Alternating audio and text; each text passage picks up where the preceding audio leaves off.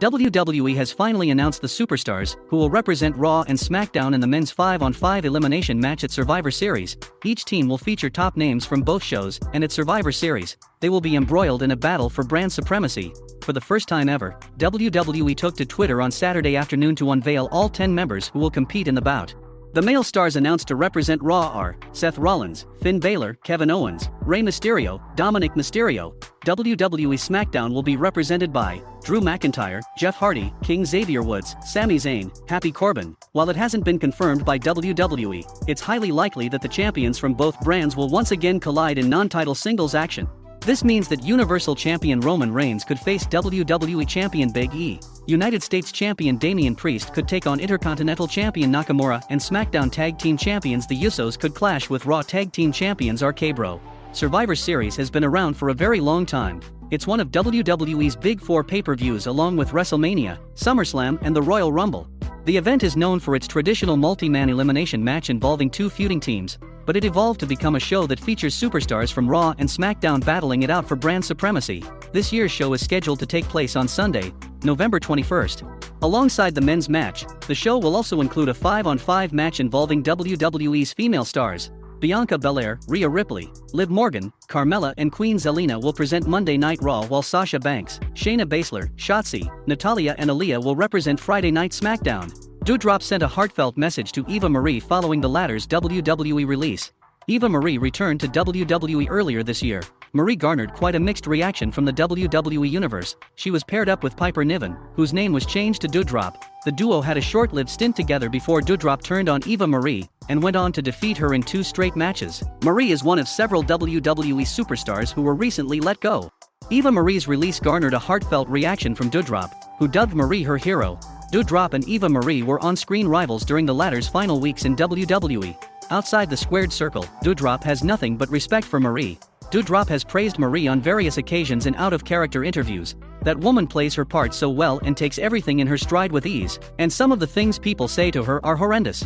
I thought I had a lot of the wrestling fans' support, and Eva, she is so gorgeous, she has the superstar side of it.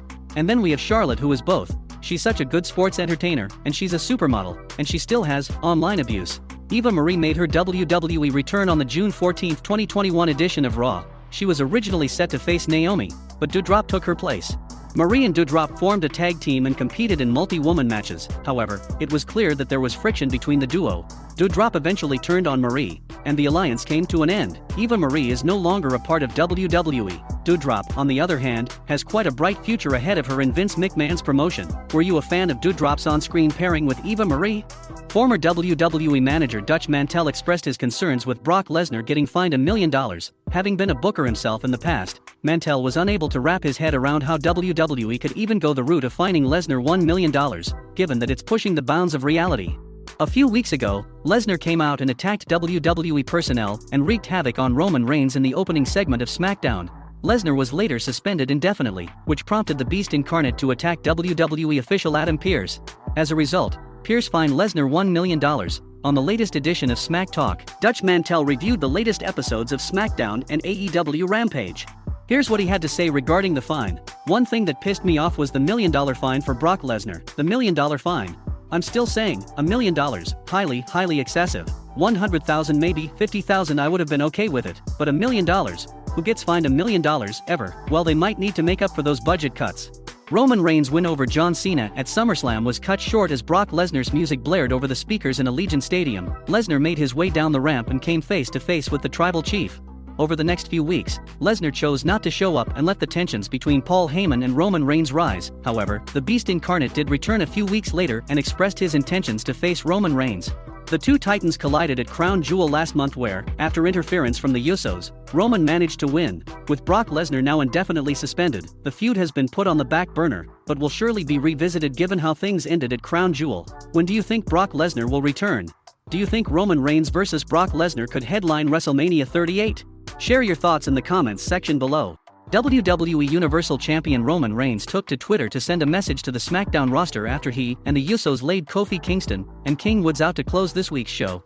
The Tribal Chief was back after taking a week off to celebrate his victory over Brock Lesnar at WWE Crown Jewel. The main event for this week's SmackDown saw Jimmy trying to make up for getting pinned last week against The New Day as he took on King Woods in a bend-the-knee match. After Jimmy once again failed to come out on top, Roman Reigns decided to take the matter into his own hands as he attacked the New Day after the match. The Bloodline sent a message to the King of the Ring winner as they took out Kofi's knee in the post-match beatdown. After this annihilation of the former tag team champions, the head of the table made his intentions clear on Twitter and demanded the respect he deserves. This week's edition of Friday Night SmackDown ended with the Bloodline standing tall as they laid out Kofi Kingston and King Woods.